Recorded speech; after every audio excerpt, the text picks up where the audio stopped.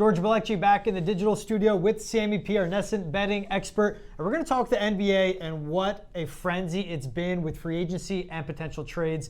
Everything starts with Kevin Durant. Opened up as a favorite to end up becoming a Phoenix Sun. Now we're seeing the Raptors becoming a team in the fold. The Nets even still a betting odds favorite for KD to stay there and play for Brooklyn next season. Sammy, when you see everything going across, all the talks, all the rumors going, do you play Kevin Durant in this sweepstakes at all? I haven't played anything yet, but I can tell you that it's almost impossible to navigate the rumor river in the NBA. I mean, I've heard so many different things over the last 5 days, including that he wants to go to Phoenix and then Miami, but now Miami's odds are like 14-1, depending on where you look. I don't get the hype around Toronto. Why would Kevin Durant want to go to Toronto? Like, I get there's been money in the market, but these things fluctuate so rapidly on two things: money and rumors. And both of those things are not always on the same page. You know, there's also a possibility, George, where the Nets say, you know what, forget it. We're not going to trade you. You had a contract. You're going to honor this contract, and they don't trade him. So there may be some value on the Nets at 7-1. I'll tell you what I'm not going to do. I'm not going to lay 200 to win 100 on the Phoenix Suns. Okay. Because just because it makes sense that Paul and Booker and Durant all fit together and would play well together, it doesn't mean it's going to happen.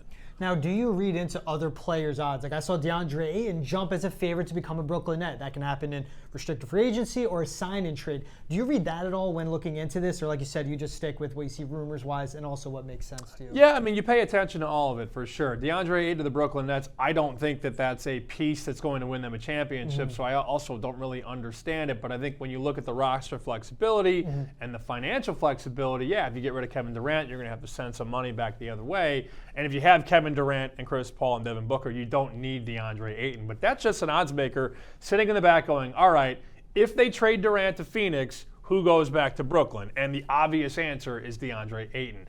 The Suns have said nothing about wanting to trade him there. So I feel like Ayton is more like prime for Detroit. That feels like a team that would, go back into the time machine, 1997, bring in a 7-footer that can't shoot. That's a perfect fit. But that's not getting the money because of the rumors that if Durant goes, Ayton goes back. So you're honestly just following rumors here. I'll tell you what, that Miami angle makes a lot of sense because when you think about Pat Riley and who he's been able to bring into South Beach, he was the one to get Shaq in the middle 2000s, LeBron, Chris Bosh, Jimmy Butler.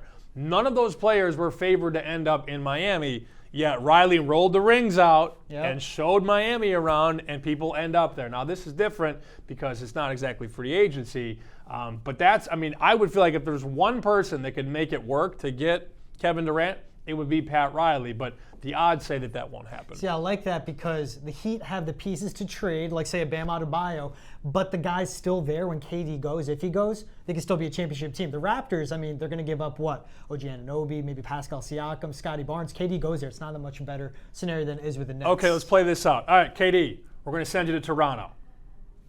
Yeah, that's what I think. Why is he going to go to Toronto?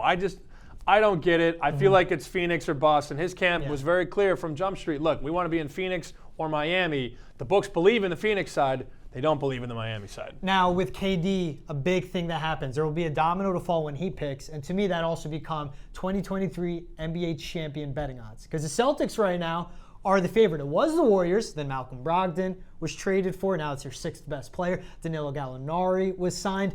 Do you take the Celtics right now at plus 500, plus 550, depending where you're shopping, or wait for KD to make his decision? Maybe they drop to, say, 7-1 and then play the Celtics. Well, no, if Durant's out of Brooklyn, the Celtics become even shorter on the odds board. They're going to go down even more. But I think, when we look at all the factors that are playing into the rise of the Celtics, it's a couple different things. Number one, they just went to the NBA championship and lost to the Golden State Warriors. So that's right there. Remember, Boston last year was like 40-1 before the season. So now they're on that 6th line because everybody just watched them almost win another NBA championship.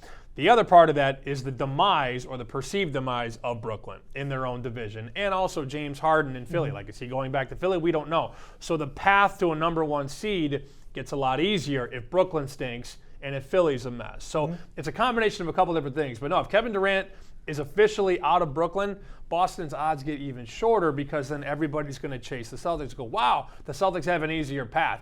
If you like Boston and you think Durant's going to go, Bet it now. I don't personally love the price, but it's only going to go down if he leaves Brooklyn. Of course, like you said, 2 wins away from an 18th banner. Out of Malcolm Brogdon, out of Gallinari. It's depth where they needed Those it things in the help, finals. but it's the finals appearance and Durant likely being gone. Yes, for sure. Sammy, over under 8.5 hot dogs consumed 4th of July weekend. Next year? No, this past 4th of Oh, July. well, you take the 6 from TV, the 4 from the night before.